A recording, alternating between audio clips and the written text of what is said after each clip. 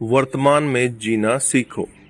एक बार एक अमीर आदमी कहीं जा रहा होता है तो उसकी कार खराब हो जाती है। उसका कहीं पहुंचना बहुत जरूरी होता है। उसको दूर एक पेड़ के नीचे एक रिक्शा दिखाई देता है। वो उस रिक्शा वाले के पास जाता है। वहां जाकर देखता है कि रिक्शा वाले ने अपने पैर हैंडल के ऊपर रखे होते हैं, पीठ उसकी अपनी सीट पर होती है और सिर जहां सवारी बैठती है उस सीट पर होता है और वो मजे से लेटकर गाना गुनगुना रहा होता है। वो अमीर व्यक्ति रिक्शे वाले को ऐसे बैठे हुए देखकर बहुत हैरान होता है कि एक व्यक्ति ऐसे बेआराम जगह में कैसे रह सकता है, कैसे खुश रह सकता है, कैसे गुनगुना सकता है। वो उसको चलने के लिए बोलता है। रिक्शा वाला झट से उठता है और उसे 20 रुपए देने के लिए बोलता है। रास्ते में वो रिक्शा वाला वही गाना गुनगुनाते हुए मजे से रिक्शा खींचता है। वो अमीर व्यक्ति एक बार फिर हैरान कि एक व्यक्ति 20 रुपए लेकर इतना खुश कैसे हो सकता है, इतने मजे से कैसे गुनगुना सकता है। वो थोड़ा ईर्ष्यापूर्ण हो जाता है और रिक्शा वाले को समझने के लिए उसको अपने बंगले में रात को खाने के लिए बुला लेता है। रिक्शा वाला उसके बुलावे को स्वीकार कर लेता है। वो अपने हर नौकर को बोल देता है कि इस रिक्शा वाले को सबसे अच्छे खाने की सुविधा दी जाए। अलग अलग तरह के खाने की सेवा हो जाती है। सूप, आइसक्रीम, गुलाब जामुन, सब्जियां, यानी हर चीज वहां मौजूद थी। वो रिक्शा वाला खाना शुरू कर देता है और कोई प्रतिक्रिया, कोई घबराहट बयान नहीं करता। बस वही गाना गुनगुनाते हुए मजे से वो खाना खाता है।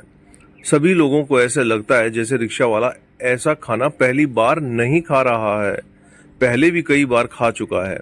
वो अमीर आदमी एक बार फिर हैरान, एक बार फिर ईर्ष्यापूर्ण कि कोई आम आदमी इतने ज्यादा तरह के व्यंजन देख के भी कोई हैरानी वाली प्रतिक्रिया क्यों नहीं देता है और वैसे कैसे गुनगुना रहा है जैसे रिक्शे में गुनगुना रहा था। यह सब देखकर अमीर आदमी की ईर्ष्या और बढ़ती है। अब वह रिक्शे वाले को अपने बंगले में कुछ दिन रुकने के लिए बोलता है। रिक्शा वाला हाँ कर देता है। उसको बहुत ज्यादा इज्जत दी जाती है। कोई उसके जूते पहना रहा है तो कोई कोट। एक बैल बजाने से तीन तीन नौकर सामने आ जाते हैं। एक बड़ी साइज की टेलीविजन स्क्रीन पर उसको प्रोग्राम दिखाए जाते हैं और एयर कंडीशन कमरे में सोने के लिए बोला जाता है।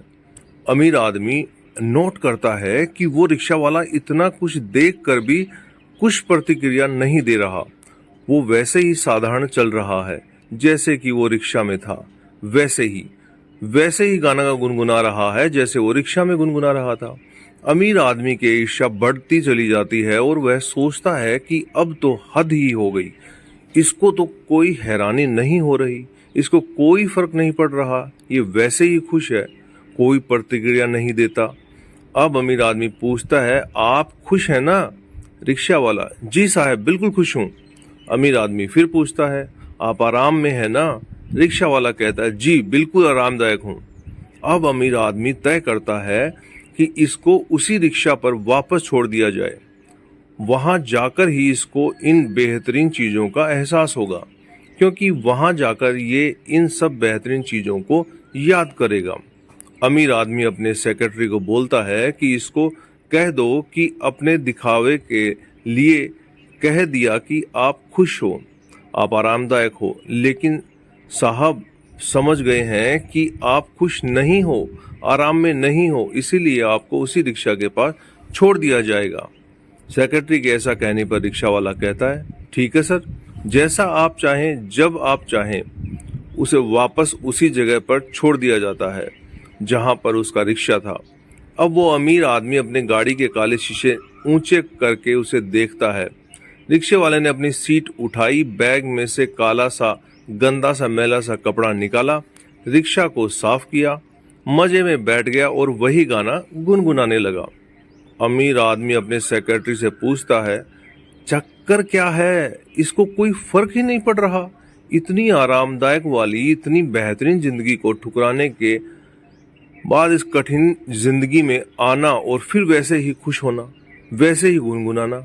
फिर वो सेक्रेटरी उस अमीर आदमी को कहता है, सर यह एक कामयाब इंसान की पहचान है। एक कामयाब इंसान वर्तमान में जीता है, उसको मनोरंजन करता है और बढ़िया जिंदगी की उम्मीद में अपना वर्तमान खराब नहीं करता। अगर उससे भी बढ़िया जिंदगी मिल गई तो उसे भी वेलकम करता है, उसको भी इंजॉय करता है, उसे भी भोगता है और उस वर्तमान को भी खराब नहीं करता। और अगर जिंदगी में दोबारा कोई बुरा दिन देखना पड़े तो वो भी उस वर्तमान को उतने ही खुशी से, उतने ही आनंद से, उतने ही मजे से भोगता है, मनोरंजन करता है और उसी में आनंद लेता है। जीवन की क्रूर सच्चाई ये है कि कामयाबी आपके खुशी में छुपी है और अच्छे दिनों की उम्मीद में अपने वर्तमान को खराब कर देते हैं, और ना ही कम अच्छे दिनों में ज्यादा अच्छे दिनों को याद करके अपने वर्तमान को खराब करना है। सदैव प्रसन्न रहिए, जो प्राप्त है वही पर्याप्त है। तो दोस्तों, ये आपको कैसा लगा नीचे कमेंट करके बताइएगा। नहीं है तो चैनल को सब्सक्राइब कीजिएगा, शेयर कीजिएगा। आप सभी का बहुत बहुत धन्यवाद।